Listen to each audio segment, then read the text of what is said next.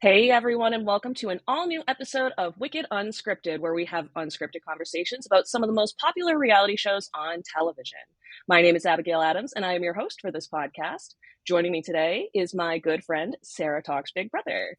Hey! So we are coming to you today with a very special episode celebrating the 20th anniversary of season 6 of Survivor Amazon. Joining us today is the one, the only, Rob Cesternino. Rob, how Yes, are you? ready to celebrate. Yeah, what's it like being on the opposite side of the interview? Look, I'm excited. I think it's a lot of fun to be the guest on a podcast because I don't have to do anything except react to what you both are talking about. So I don't have to worry about driving. I can just sit back and put my feet up. Yeah, there you go. Well, 20-year anniversary of your first season of Survivor. How's that feel? It feels old. Gotta be honest. Yeah. Have you gone back? When was the last time, have you watched any of your season recently? So I watched it last in 2021 as part of when Survivor was on its long hiatus. We ended up like, okay, how do we fill all this time? And so what we ended up doing on Rob as a podcast was a 40 season countdown. We let the listeners rank the seasons, and then I watched every season of Survivor, basically one a week, and did a podcast about it with a panel every single week counting down. There was a couple of weeks that we had to do 2 in a week also. Yeah. So it was a lot of Survivor during a time when there was no Survivor. That is a lot. Mm-hmm. Yeah, it's nice, but what was it like for you spending over a month really, out in the Amazon? Because we're watching current seasons right now where it's just Fiji, Fiji, Fiji, but they had these really great changing dynamics in these early seasons. And the way they introed Amazon, I think, was one of the more interesting because they're like, it's hot. There's piranhas that might kill you. There's snakes. And it's like, geez, one of the more dangerous seasons, I would say, at least setting wise. Yeah, I think there is a lot of dangerous wildlife that's in the Amazon. Luckily, we did not encounter much of it during our time there. I think often on Survivor, they really play up like just how dangerous the animals are to the contestants. But in reality, I think that the animals are often like very afraid of people and sort of like don't go where there's there's not a lot of animals that are predators towards humans. And so they tend to hear noises and tend to run away. Like they did things like tell us not to go down by the water at nighttime, where like a lot of things like the anaconda live. So ultimately, we didn't see a ton of dangerous wildlife, but it was a real transition for me to go from Long Island to the Amazon.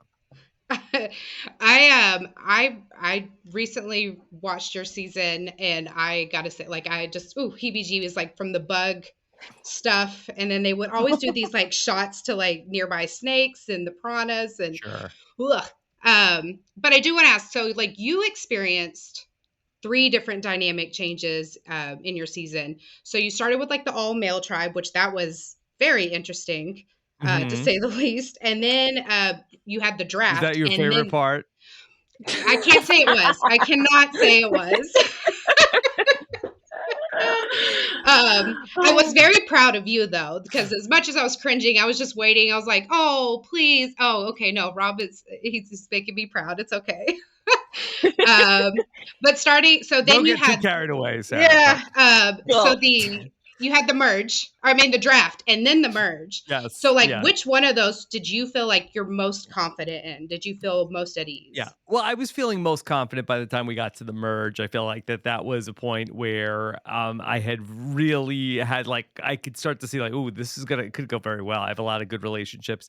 But when we ended up swapping with the women on their tribe, it was really like the first point in the game where I was just so excited because I wasn't really fitting in great at the men's camp. And so when I had the opportunity to work with other players, that was like the first time that I felt like, oh, we're really playing Survivor now. Really? That did not come across in the because I felt like your social game, it just seemed, but I guess maybe power of editing. Yeah, well, I Like, appreciate that, but this in the beginning of the game, I just felt like I was like, the cat just trying to hang on for as many votes as I could, because Yeah. I felt like that eventually we were going to lose another challenge, and I felt like very much at the bottom of that group. And then I felt like once we ended up going with the swapping with the women with Dina and Shauna and Jenna, and I felt like that they really wanted to play the game with me. I felt like that we were able to actually like really talk strategy as opposed to in the first 12 days of the game, I was really just trying to like, okay, let me try to fit in as much as possible so they keep me if we go to another tribal council. yeah, I love some of the stories that you told on there, like where you were like, oh, you told like the karaoke story, and some people were like, karaoke in your basement. And I feel like maybe nowadays it would have been a little more accepted, because I feel like a lot of what we saw, not just on Survivor, in a lot of older reality television, we saw a lot of just stereotypes. Like Sarah and I have talked about, especially Big Brother 2 that we have recently Yes. rewatched. We watched that and we're like, oh my goodness, oh, the social Yeah. dynamics were so different. Like, is there anything you'd like to reflect on, like watching it back and see the difference between modern day and back then, and kind of how Yeah. that went? Now, when you say the social dynamics, like what are you referring to? Like, so especially like, like there's a lot of macho man kind of stuff going on with Yes. your tribe, and I feel like that was a lot of like, because you were just being open about who you were, and if it wasn't always macho man, they'd be like, I don't know how I feel. And if anybody showed something like, especially with Daniel, it was like, well, they're not trying. So like, is that as Hmm. macho? Is that all of us because we're doing all of the Yeah. hard work? And you saw that on the women's tribe as well. So I'm Sure. not saying that it was solely with the men's tribe, because there was the women who are like, well, these women aren't working and we're working. Hmm. So I didn't know if Yeah. there was like something you wanted So to speak to on that. a- as somebody who like does the podcast and talks to a lot of reality stars, that I feel like that when I hear the word of editing like I do, oh yeah, oh, okay, but I do feel like that the producers were like trying very hard to tell a story, and the story was like a lot of like gender stereotypes in terms of like the men versus the women, and it's also Right. 2003. So like it's sort of when the women are going to win a challenge. Like the storyline is like the women like are going to win because they had better communication and they work together, and like the men are like macho dumb idiots when they lose the challenge. And um, you know, it's just things were probably a lot more complicated in like all of these different instances. If anything, with Ryan and Dan, in terms of like not fitting in, that I feel like that Roger felt like that there was like too much like macho coming from those guys in terms of like how they couldn't get across the balance beam. And this, th- these are complicated relationships that we're trying to distill down to, like the thing about men and the thing about women. I mean, you Right. could kind of see it in a Absolutely. lot of the questions that were presented to you guys too. It felt like they were really pushing almost like a showmance kind of thing. Like, who do you like from the other tribe, and what do you? And then the women weren't Yes. getting those Yes. similar questions, and Right. And yeah, there was like this at the first tribal council, like Jeff is like getting all into like basically like, okay, well, like so how do you feel about the women? Tell me about it. And then we told him about it. And he's like, boy, you guys got a lot to learn out here. You it's like you got talking set about the up for women. it. Yeah, it's like you asked us. Yeah, We I didn't do, bring it up. and they did a second season where we did see a lot of the similar issues. When we did Survivor One World, what I think it was just Well, shy of 10 years after. yeah, so they actually in Survivor Vanuatu was 3 seasons later. Like they honestly, Yes, like at the yes. time, like the men versus women, like as a Survivor theme, was widely considered to be like a big hit. Like they really loved how it came out, and so they ended up going back to that theme very quickly thereafter after the All Stars. So in Survivor 9, they did men versus women, and it was actually a much different season where and that season really had a very strong like women's alliance that really like stuck together and dominated most of the game. So it really was a much different experiment to do it back again in Survivor, and then they went back to it again in Survivor One World, which also like kind of ended up also going differently. It's interesting for sure. And I think it's really interesting to just be able to watch how things progress throughout your game as well, because I think they really were, especially as Sarah was saying, like pushing that showman's theme really early on. Or not showman's, but as what we're kind of describing as it Yeah, now. that Yeah, dynamic. yeah. So I mean, it really was like a very like flirty vibe of like and this was from the producers, but also like the people that were cast on the show. And I think that I was somebody who in my casting, like what I noticed was I basically I wanted to go on reality TV and I wanted to be Dr. Will. That was like my dream, to go Love and that. be Dr. Will. I love you mentioned Big Brother 2. That was like my hero was Dr. Will. And then when I went through my casting, like I noticed like when I talked about how, I was living with my parents and I was so excited to go on a reality show, and I was going to also this was going to improve my dating prospects. Like every person that I talked to, they loved it. Like they were just like, "Oh, tell us more about that." I'm like, okay. And so I was just like really like made that my thing of like, okay, I am hoping to go on these shows and get dates, and I can't get dates, and so I just like really like talked to them about that, and I really was very close to getting onto Big Brother 3. That was after I had made Wow. my casting tape. And I went through all of casting, and I went to finals for Big Brother 3, and I was right there. And then ultimately they ended up going with somebody else, that Josh Feinberg, if you remember from that season, ended up Yeah. he was also from Long Island, and he was, that they felt like that he was like similar, so it was either him or me, and they picked him. And then when Survivor, I did not apply to be on Survivor. Survivor called me in the fall of 2002, and I got a phone call and they said, "Hey, do you ever want to be on Survivor?" I was like, "Are you punking me?" And they said, "No, no, we're being serious." I was like, "Okay, I'll go out and I'll go through the casting." But I really was like, "Hey, I expect to be on Big Brother 4. I am going to, but they wanted somebody who was like a Josh Feinberg type, who, I think that we have some similarities, but we're not exactly the same. So that was ultimately, I owe him he took my spot on Big Brother 3, but also like got me my spot on Survivor. Can you Which imagine playing with Danielle? Can you imagine No, playing I with would Danielle right have gotten. Well, Jason Guy was in my cast. I remember him like vividly from casting. That was the one person that I really remember from being at the like. You're in sequester for like 10 days at casting, and you go through like taking all these quizzes and everything. And I remember Jason Guy very well. And so but I think I would have gotten served by Danielle and Jason pretty hard. Well, like, surely you could get on it now, if not, like, for even celebrity Big Brother, I think you qualify. So, is that something you would ever do? That'd be a very loose definition of celebrity. But I would I love to go do Big Brother. I think I'd rather go do Big Brother than another season of Survivor, because you go do Big Brother and then you lose and you come home and that's it. Yeah. Yeah, Which show do absolutely. you, Would you as con a viewer, do you enjoy more? I still I don't want to be disrespectful to both of you, because I respect you both greatly as Big Brother journalists.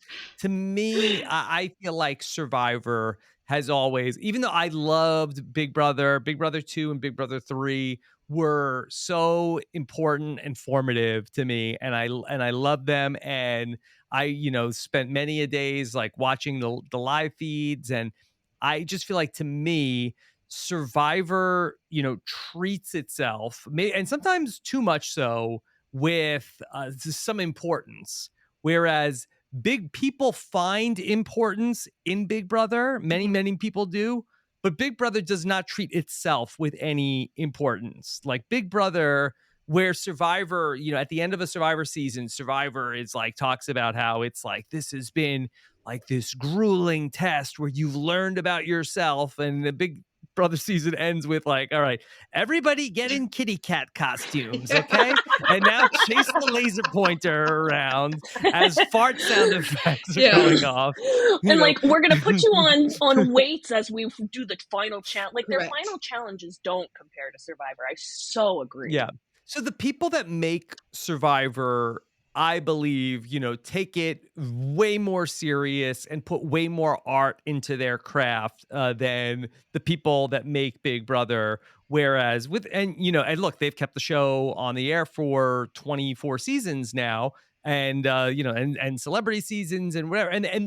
But I think their greatest talent is that they are able to take people living in a house and turn it into 3 hours of television every single week. So it's like, Yeah. a minor miracle that they get the show on the air every single week. But I think that that's like what Allison Grodner's like greatest talent is, being able to run this machine and keep it generating all of this content, as opposed to that there's the storytelling on Big Brother, and it's gotten better, I think, in some ways. But at the end of the day, I feel like it's like another summer at the factory. Yeah, it can be Yeah. very campy at times, with the exception of these last couple years. They've seemed to have had like a greater importance and more meaning and Sometimes, social but impact. But there's about Agreed. and in that one area, yes, yeah, but like it's still like, okay, like today's veto is like get in the Oh conveyor yeah. belt and cover yourself in whipped cream.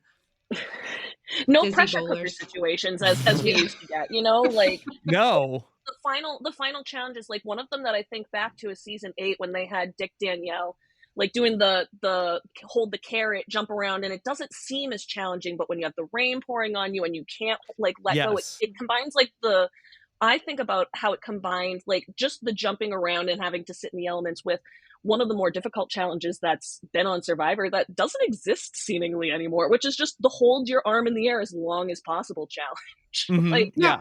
I can it, agree. Like I agree with Rob. Like I mean, well, Abigail is Miss Survivor. I'm Miss Big Brother. If we have to Okay. like pick a specialty between the two of us, but I can appreciate. Like I couldn't care less about comps at times. It's the in between. Hmm. It's the social things. It's the strategy. It's the dynamics. Right. The But social experiment of it all. And I do feel like those are a lot deeper on Survivor than, whereas Big Brother, that can be a little bit, he said, she said, artificial, gossipy at times. mhm. Survivor just seems to be a little bit more impactful in that way. Yeah, at its best, it certainly can be. But Survivor is not without its flaws either. oh, of And course. like these competitions we're talking about of like, okay, like stand there with your arm up in the air or hold on to a thing like that. Survivor used to be have like as one of its staples was that's how like that would be like the last challenge of a season. And Survivor does not do that anymore. They have moved away from that for some time. So, and that kind of leads me to one of my other questions I had for you. So the show's really evolved over the years. I've seen earlier seasons, and of course, I'm watching. I've watched like the last few years. Um, the rewards are a lot lighter. I noticed that like in the older seasons, you guys always got like the food rewards, things like that. I mean, every single week. And now Yeah. if you play for a reward challenge, it's like you get a fishing net. Good luck. Hmm. Um, so which one do you enjoy that change? Is that something that you think that they should keep up? Should they be Yeah. doing more of the food stuff? So, Sarah, a big part of Survivor in the new era, where after the pandemic, it came back and Survivor is going to like, I think that really a lot of it has to do with, they were quarantining people. And so that they basically had to cut days from their production schedule. And so that's all part of like so a lot of the reimagining of Survivor that took place after the pandemic to try to be able to make it work with like a shorter schedule. And so, that they cut the schedule. Survivor was always 39 days and they made it 26 days. But because I think that they were very sensitive to the fact that, like, oh, people are going to say it's not as hard as it used to be. Well, we're taking away all the food. Got Now it. it's even, you could even say it's harder than it used to be. So take that, all of our critics. And so they've really like made the rewards less to me. I am there on Survivor to see like the interpersonal dynamics. So I don't mind not seeing the reward challenges. I do feel like though that they could just give the survivors rice and whatever sort of like foodstuffs they need. They're still living on an island. I don't care necessarily about their fishing. And, like I don't think that the show is any better at all if people are like, completely starved versus getting like some calories and being able to like move and think clearly. So I don't really mind when they have the rewards themselves, but I don't need necessarily the reward challenges. Yeah, I definitely think it's interesting to see the shift in the kinds of challenges. I know we were talking a little bit about that earlier, especially with your season. Like, it's a bigger there's so much more diverse kinds of challenges. Like right now we Yes, are I think you're gonna say stuck in people, like not in Survivor the Amazon. oh boy. Well, that's not your fault or anybody else's fault but of yours, so don't worry. But like Mhm. no, so more about so like right now, especially as we're talking on Wicked Unscripted about it, like pretty much every week, it's just obstacle course, like Yeah, random different obstacles, puzzle, the end, and who can solve the puzzle at the end the fastest. And back in your day, there were the memory-based challenges, the right. personality-based ones, even food-based ones, and we Bug saw food as eating. early as Yeah.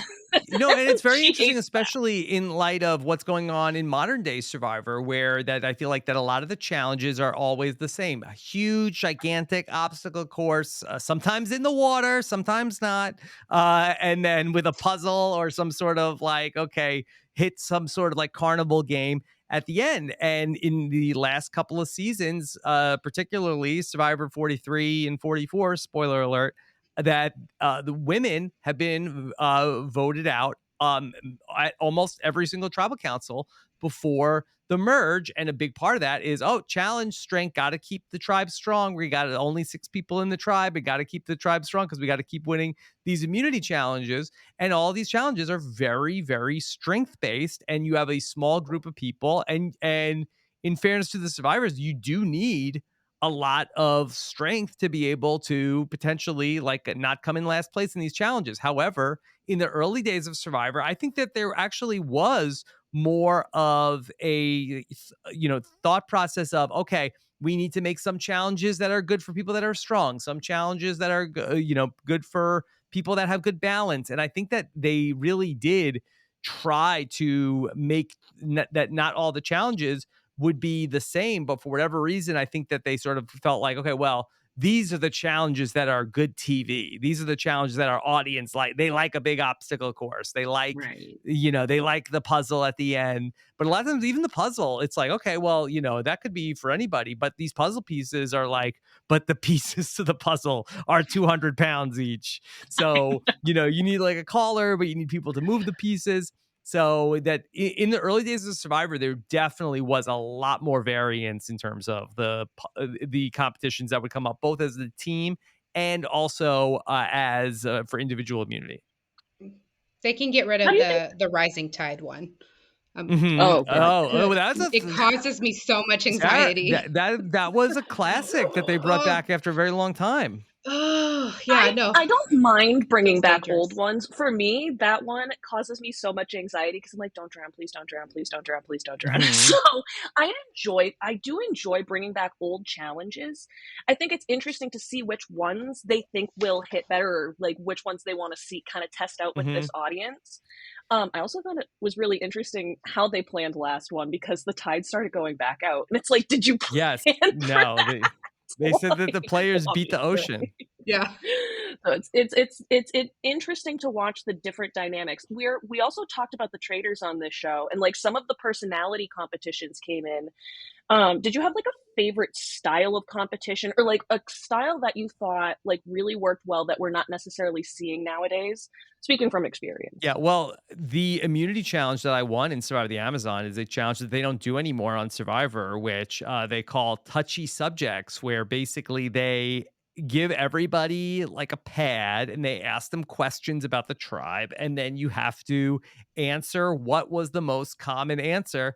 from the tribe, and then that they don't do that anymore on Survivor because I think they feel like that players game the like what it's going to be, and like we're like letting a player win in Survivor San Juan del Sur, and Jeff got mad and took it away. And I know people always talk about they need to bring back the auction, but I would much rather see them bring back touchy subjects because everybody I gets agree. mad. There's Yeah, always like a And it question brings it's up like, not so like a much stuff. rule. yeah, Yeah. Yeah, it who do brings up you a lot never of want to social see dynamics. after the game? Yeah.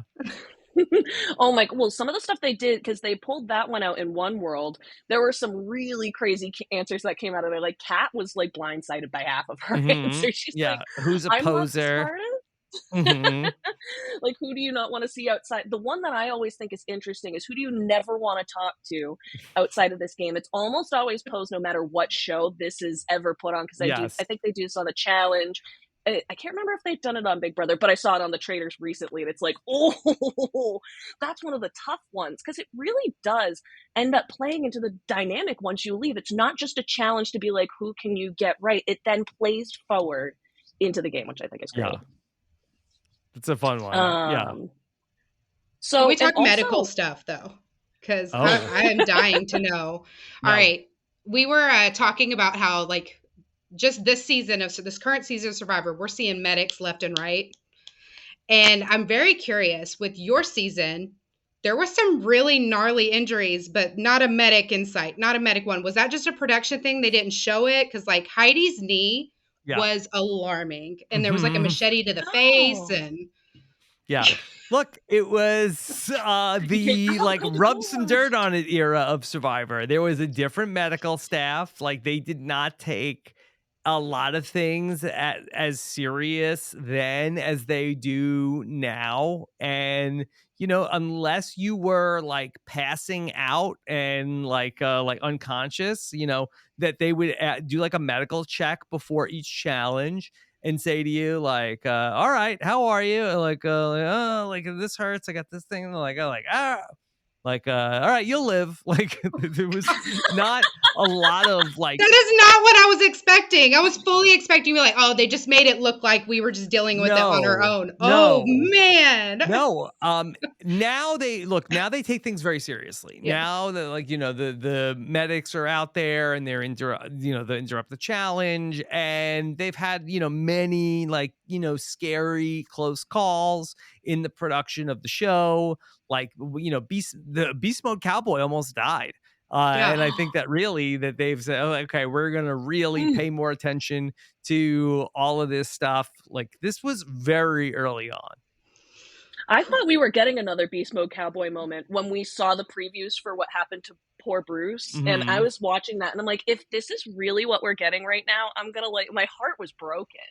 And while it makes for good TV, I understand on their part also, like, legally there are liabilities when it comes to it. So I'm kind of glad that they Yeah. decided to like improve that, because I mean, imagine just taking a machete to the head and then you're like, I'm fine, and going home and realizing there's tons of infection in there and you could lose an eye. Like, not saying that happened, but Or it's your just No. knee is here's the the size of a liability bowling that ball. exists. Yeah. And like and they don't want to lose people from the game, but they also like Right. don't want to like take people to like the hospital, and then some of these Oh. people you get them to the hospital's like they're not going back. Yeah. Like what are you, Well, and you saw crazy? like, I feel like it was different. Like when we watched like Penner get pulled out with his Yeah. knee, it was a totally different thing. But it's like you watch it like a couple seasons back, and it's like the difference. Mhm. It's Well, really and interesting. Penner, is one of the great people to talk to about Survivor, and Love I had him. asked him about that, about what happened, and he basically had told a story about how that there was an issue. They cleaned up his knee, but then he said that they like left like some like debris. It was like the medical treatment that he got to fix the initial problem was what got infected, and then he had to like spend No like a long to way. come out of the game, and so he was not happy with the medical treatment that he received in that season. I think that goes to the conversation about how, like, what we're like looking at when it comes to medical treatment out there, because like it can really get dangerous out there, and like luckily on your season we didn't see it get to that point where it was like, this person could die, but like it wasn't good either. So it's like it's great to watch somebody's knee just It blow up like wasn't a good balloon. either. Yeah, No, but it wasn't. ultimately, like, No, everybody did get through it. They survive. do. I will say again, like, I think that they take this stuff much more serious now, and they have a whole team. And I think that they realize now, like, Survivor is such a industry, and that if anything goes wrong on the show now, like, Yeah. basically it's like it could mean the end of the show. And so I think that they deal with everything with like a real seriousness. Yeah, absolutely. Let's talk a little bit back about your season. Sarah, do you want to jump on some of the vote discussion? Because like we would love to talk a little bit more about like your thoughts about some of the votes, especially toward Okay. the end of the game. So I just So Sure. listened to your deep dive on does losing your vote mean losing your game, and I found it fascinating, especially like having fresh in my mind a point in your game where you were dead center of on the vote. You know, where you had to pick the side between Butch and the Heidi side, and I understand how you feel about, but do you think that if that were available to you, would that strategy that Matthew used this season kind of would that have Yeah. helped you at all? Well, probably not in like at some of those points later on in the game. I don't think so. Specifically like when, I was the swing vote on a couple of them where I needed to like make a big decision about which side I wanted to go with. So I would not want to make my vote disappear. I do think that in the case of Matthew in season 44, I do think it's interesting because I think that he's the first person to, use the shot in the dark in a way to like, okay, well, I don't want to have to pick a side. And as somebody who likes to play the middle in terms of like how you would do on these shows, I think that that would actually be very interesting. But at those points, like later on in the game, then I think that my vote was too important and I did need to pick a side at that point in time. And so I think that that was ultimately, the direction that the game had gone, where I needed my vote and I needed to pick a side. So why did you go with Christy and Butch in that side Okay, over Heidi and over Jenna? Alex and Jenna and Heidi. Hmm. So, I had good relationships with everybody, and I do think that like I one of the things that did really help me in Survivor was that I had been so inspired by Dr. Will, and even watching like I had seen Big Brother 3, and I think I really did look at the Survivor game with a lot more of like in Survivor really up until that time it was alliances. My team. It's my team versus their team. My team versus their team. But in Big Brother, your team is everybody in the house. You might have an alliance, but you have to have good relationships with everybody in the house because you never know who's going to win HOH. And if you don't have good relationships, you could end up on the block. And so you want everybody to feel like that you're working with them. And so I had like a pretty good relationship with all the players that were left in the game. And there was one point where I had a alliance with Alex and Jenna and Heidi, and it was the four of us, and we had four, and the other side had three, and it was like, okay, well, this is going to be we're just going to pick them off one by one, and we'll be the final four. And there was one moment where Alex had a conversation with me, and he said, "Hey, just so you know, like if we get to the final four with Jenna and Heidi." Like I can't vote for them. They're too. And I was like, does that mean you're going to vote for me? And I'm saying this in my head, and then I was thinking about it. I'm like, boy, I don't think I could beat Alex, and Jen and Heidi are going to vote together, and so if Alex just votes with them, I think I'm going to be out in fourth place. And so I started thinking about it, and I was like, well, if I go with Butch and Matt and Christy, like I could go with them, and also I think I would win at the end against any of them. And so I said, okay, well, I'm going to switch things around. And I happened to win immunity. So I was extra safe. And so basically, like, I switched my vote and ended up going with the other three instead of Alex, Jen, and Heidi. But Jen and Heidi were so mad. Yeah. I I Understand. I was watching kind of, I mean, and again, editing, they only have a certain amount of time. So where was it a much did the aftermath go on a lot longer than the show showed, because to me it's like No, it they went kind of on. addressed it, but you didn't, and I thought that was really interesting too, that you didn't try too hard to defend yourself. You just kind of like, it is what it is, I'm sorry about you. And Yeah, I I thought it was was interesting. It looked like it died over pretty quickly. well, I think that the next day was also the family visit, so that helped with Okay. changing Yeah. the narrative. I think that was day 30 that vote happened. On day 31, we had the family visit, so Thank you, that really production. did help with Very changing the lucky there. narrative. And then there was a lot of like good feelings after that. Yes. But like I kind of felt like that they were gonna come back to me and mistakenly so that like I felt like, well, like listen, you two are gonna get voted out next. Like, let's talk. Like, let's like you be mad at me all you want, but like if you want to talk, like come talk to me. But there's four of us and there's two of you.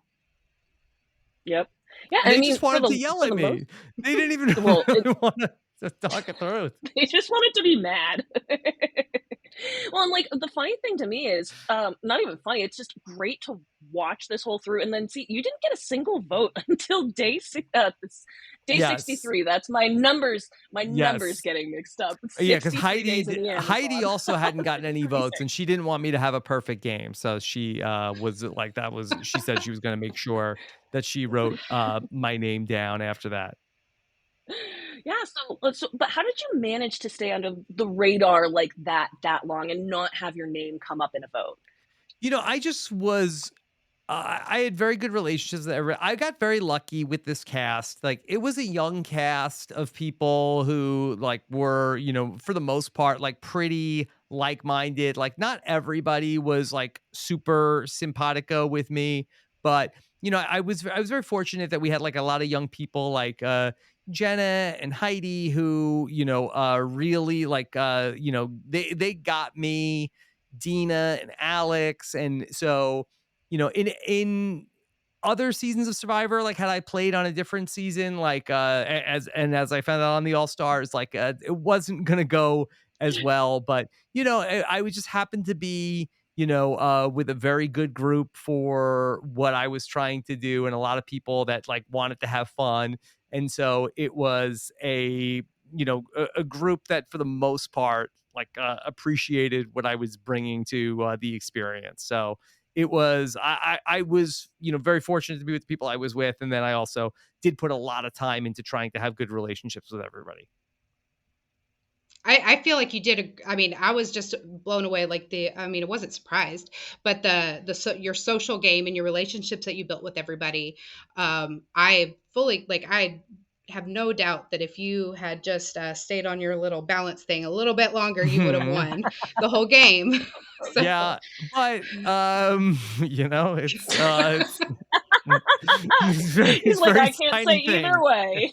I mean, anyone, What but do you like think I could about that? absolutely see them not, taking Rob as it because of his relationships with Yeah. everyone. But if you had won that last, But a lot of people were sour with me also in it's like all well and good like now, but I think it's debatable whether or not like if I went to the end with Jenna, I think that there's a few people that it would have been coin flips if they were gonna go really, one way or another. I'm pretty sure I would beat Matthew no matter what, but I think that up against Jenna, like I think it probably would have been 4-3, and it could have gone either way.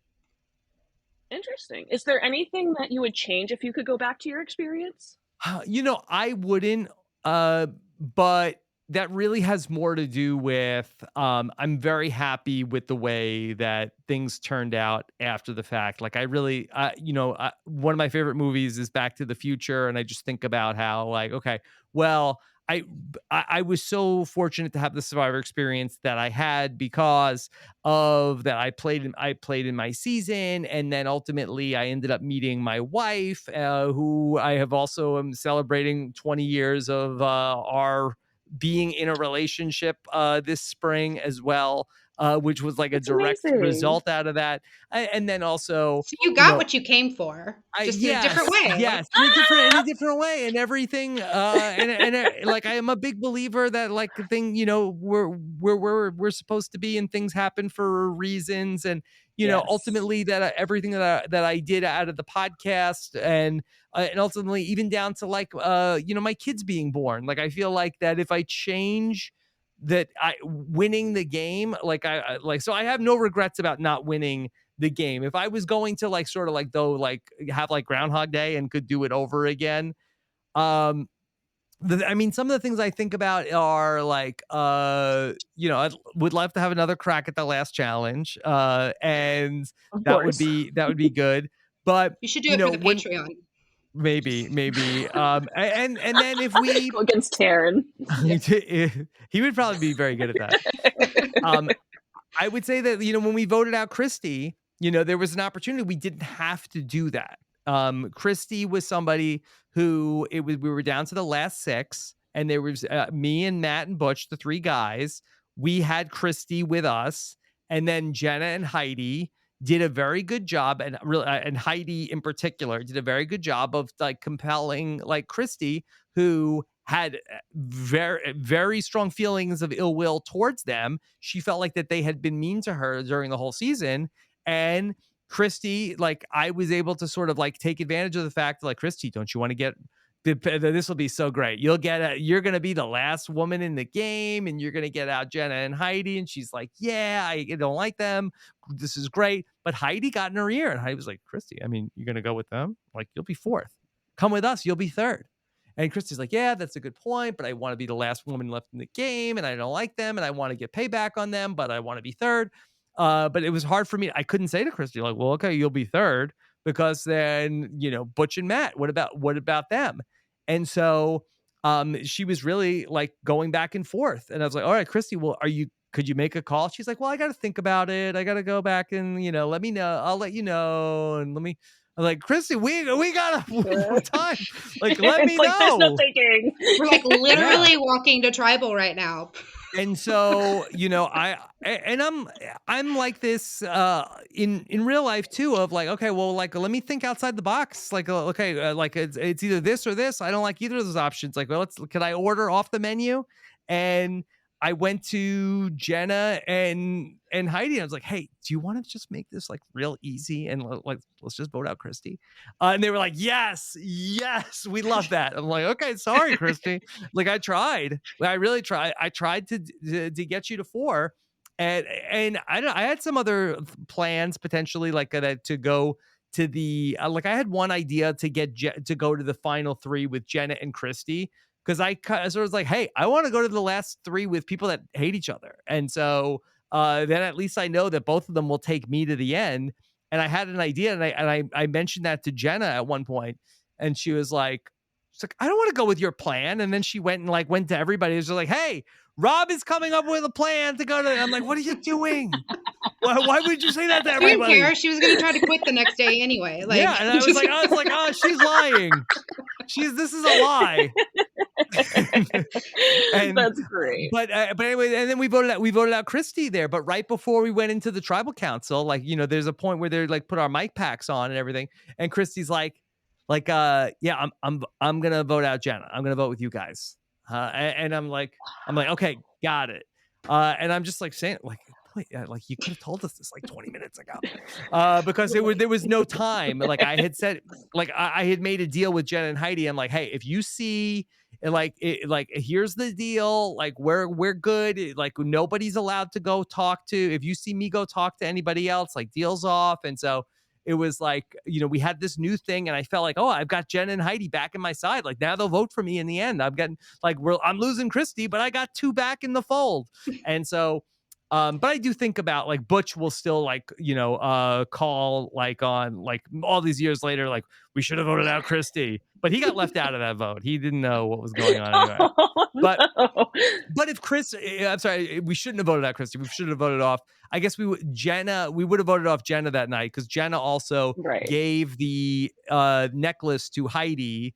Right. And like people say like, oh, that thwarted us because we were gonna like that, like we were shook after she did that. But like it's like, all right, well now vote for Heidi now. It's not like she played it after the vote or anything like that. But Right. Jenna would have been out, and then it ultimately would have been Heidi and Christy, and then we would have like voted them off next. And Jenna goes on and wins the immunity challenges. So I think it does ultimately change the end of the game. But maybe Matthew wins the final immunity and takes Butch. I don't know.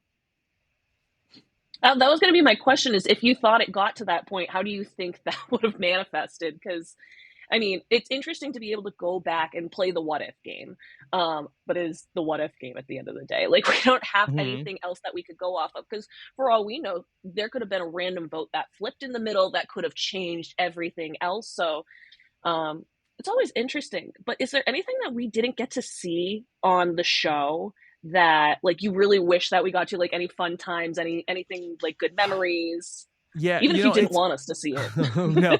Well, Abigail, it's so hard because I don't remember so much of like what wasn't on the show. Like really, like the Really? show is is like my memory of that time for the most part. So Really? there's like little things, but I don't think there's anything that's like too major that I can think of. Just so we had such a good time. I brought up editing before, but I really love the edit that I got in the season. So as far as I was concerned, like everything that I was hoping would be in there, like all was in the show. But we had so much fun. Like we had fake tribal councils when we were out there. I think that was like I don't think anybody had ever done that before, where we like basically like at nighttime did like a fake tribal council of like the other team going to tribal council, and like I Oh played my Jeff, and then the others, everybody was like play god. acting as like people from the other tribes. And then we actually that I did that on Survivor All Stars, and that did become like a deleted scene in the show. But Oh, we that's just had great. so much fun, like especially like me and Jenna and Heidi and Dina and Alex, and those were the people that I just like enjoyed their company the most out there. So you talked about like right after you met your wife and you had your kids. So actually, your oldest and my youngest were born literally days apart from each other, and it was actually my pregnancy with him was the pregnancy I was on bed rest, and I got really into Big Brother that season. Like that was my Yes. full on live feeds and everything. And then I had no one in my life to talk to about it, so that's how I started listening to your show, and we had babies right around the same time. Like So I'm sure. I think a few Okay, days. so that's 2013, right? So which Big Brother is that? 16, 15. 15. Was it 16? I Was think it it had to Big have been 15. And Okay. I'm 15, just going to say 16. because I was a senior in college and I remember, or college Okay. senior in high All school, right. and I was cringing. I know I'm a baby compared to everybody. It's fine. Yeah. Don't Yeah. worry. Yeah. That makes Making sense. me feel Yeah. old, but Nearing okay. 30. Hmm. It's every time we talk about it. Don't worry. So Yeah. my Man. oldest was really into Big Brother with me. He is a huge Frankie Grande stan. Don't judge him; he's I little, heard but that uh, he's gonna be back in the mix for All Stars. yeah, I have yeah. heard that as well. I find him entertaining, but I absolutely see why my son loves him so much. But my youngest is really into Survivor. Like I could not pay him to be interested in Big Brother. He's really into it. Are your kids into it? Do they watch it? Is it a family thing? Yeah, so I love it when my kids are getting into the shows. My oldest son, he's 9, but at the time he was 7. He was really into Big Brother 23. He really was very Wow. into it, and that was like right at the time we moved from California to North Carolina, and we were in like just like all of us were living, and I was podcasting out of an apartment at that time, and so their room was right off of where I was watching the podcast. And I think it really was born out of like, oh, like, can I stay up and watch Big Brother? Just like, I don't want to go to bed because I'd be like Hmm. up at 8 o'clock watching Big Brother and they didn't want to go to bed. And so that he was very into Big Brother 23, loved Derek X was like his guy. I love Very, that. very into DX and very much into like any talking about any like showmances, was very interested in that, but for whatever reason Big Brother 24 didn't really capture his interest, but like Survivor has been this season, it's a good and we make fun of it sometimes, that they talk about how like us it's a family show, but the kids are, they're not like super invested in it, but like again, as an excuse not to go to bed at 8 o'clock, like they are very We'll willing to absolutely watch watch it. Survivor. Yeah. Who's your I, favorite it, from it, this season? I mean, Carolyn is just so She's much fun. gold. yes.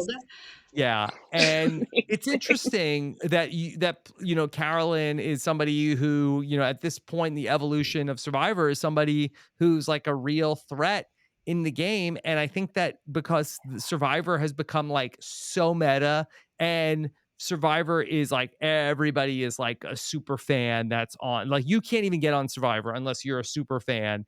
Everybody is Oh, so absolutely. polished in terms of like everybody, like in Survivor the Amazon, I was one of like three people that understood how the show worked, where there was a lot of cannon fodder, who people who were just like out there, who had seen like one episode, had heard of the show, really had never seen it, and now everybody That like sounds like an listens to podcasts, and and so everybody's like, oh, okay, that person knows what they're doing, that person knows what they're doing, that person knows, but Carolyn, and she does know what she's doing. I don't want to disparage her, but Oh, at yeah. least she's wearing the camouflage of that. Oh, I'm just a kooky character, and everybody's like, oh, I could trust her. Yeah, I adore her. Yeah. She is gold to me, like just Mm-hmm. pure entertainment. I mean, I think Carson is currently he's my favorite of the players, Mm-hmm. but that whole tribe is my favorite. Yeah, it's That's a really fun tribe. yeah. Her Which do you have a relationship with Jam Jam is oh my gosh, incredible. Like it's Yeah. incredible. one of the more dynamic duos that I feel like we've gotten in a really like I mean, we got really good stuff with like Shan and Ricard back in a couple Mm-hmm. seasons ago, but like this is such a unique duo. Like they don't fit the typical stereotypes that we see on these shows as is, and they're so ingrained in each other at this point. And I think it's just interesting to watch two people who are very kind of outside the box find each other and stick with each other at least early on. So Yeah. it's quite interesting. Yeah, Carolyn and Jam Jam are just super fun, and they've sort of like seem to just like gel together naturally, and they haven't been put into like too many super stressful situations. Bruce was a medical evacuation, and then basically they just had the one vote that they had to deal with. Shannon Ricard had like a very interesting dynamic, but they sort of like were not always like super functional together. Right. Yep. It's interesting to watch how some of these duos kind of develop over the years because I feel like we used to have a lot more, like especially like the classic JT and Fishback. Like Yes. a lot of people look for those. I'm watching that with my boyfriend right now, and he is just enthralled with that because it's an Mhm. interesting storyline that you can have that follows, even though they're not necessarily always committed to each other. They're I mean, they are at the end of the day, but there's talks about do I betray this person in order to further my own game, to better my own game? And I think it's really interesting to watch at least the beginnings of what Jam Jam and Carolyn have. But to your point, I think it's going to be interesting to see also what that relationship turns to down the line because they are both incredible characters, to put it lightly. Yes, Survivor is such a pairs game where it's so interesting that like the biggest advantage that anybody can ever have in this game is to have somebody who you trust implicitly and that person trusts you and that you both want to go to the end with. And we've seen so many great Survivor duos over the years. And if you have that person, it's just such a valuable tool. And really the best versions of this have been people that are sort of opposites, going back to Rich and Rudy in the very first season. And when you have Yes. that, where it's sort of like you have the benefit of two, but that people don't look at you as dangerous of a duo, as opposed to if you had like two of the same.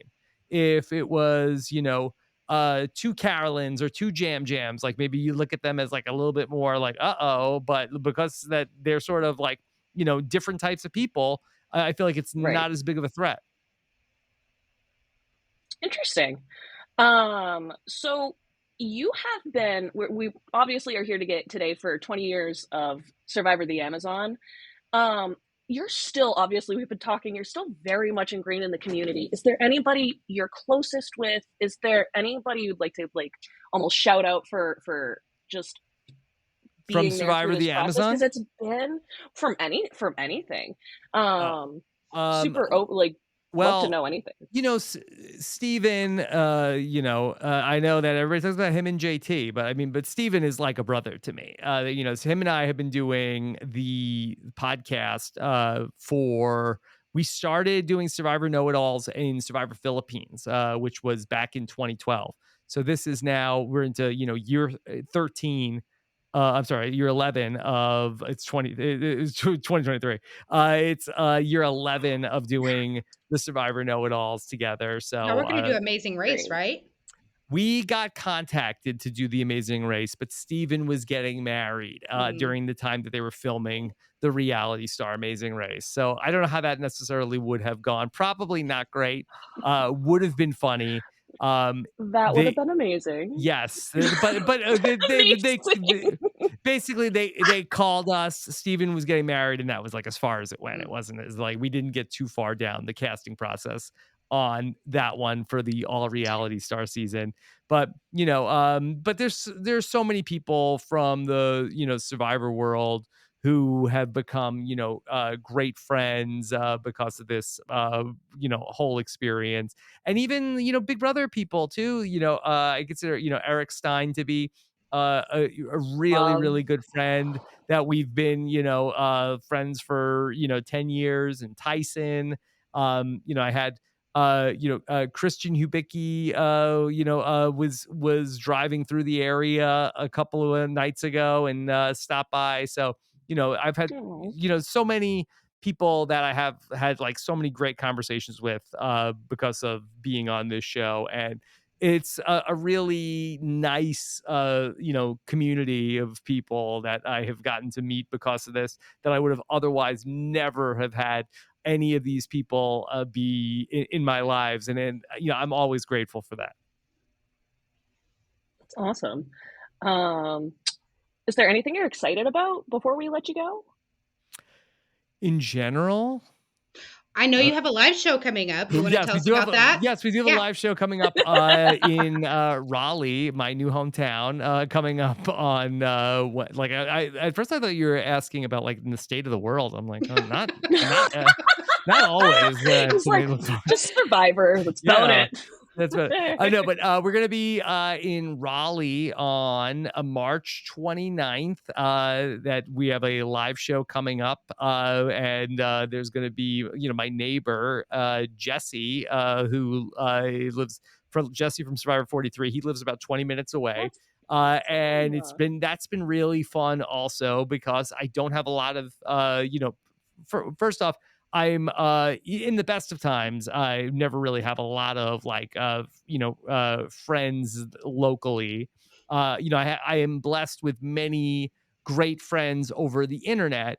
But when Jesse was on Survivor last season, and that the fact that he lives like not too far away from me, and his children are like close in age to my children, like it's been like a really nice thing to have. So we're going to get together and do a live show, watch Survivor, and have a podcast after that coming up on Wednesday, March 29th. And if people want to come out and see us, we're going to have an after hours party afterwards. You can go to robiswebsite.com/Raleigh or robiswebsite.com/events for everything else that we're doing. Awesome. Awesome.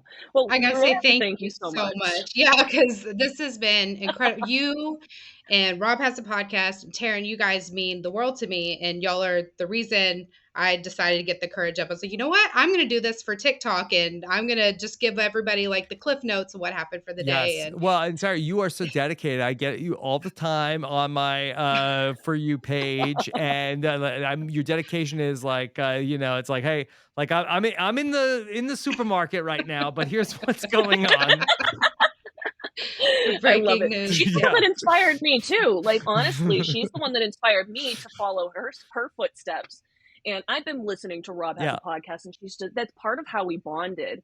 And Mhm. it's really great. That's what I love about this community is that, like, especially like through your podcasts too, it's given people ways to connect and have like more water cooler discussions about these topics, especially when we're not able to really have those classic water cooler discussions that we used to. And it's really fun to take that and put it into podcast form. And you are doing incredible with it. So we Yes. are beyond honored to have you. Well, thank you so much, and this was really nice to get to talk to you both. And yeah, very excited about the new podcast. Yeah, absolutely. But with that, we're going to wrap up this episode of Wicked Unscripted. Tune in later this week for our coverage of episode 4 of Survivor 44. In the meantime, if you want to ask the show a question or even join as an analyst, email the podcast at wickedunscriptedpod, P-O-D, at gmail.com for more. That's wickedunscriptedpod, P-O-D, at gmail.com for more. We're always looking for fresh and diverse voices to join the conversation. And with that, we will see you next time. And thank you again, Rob, for joining us.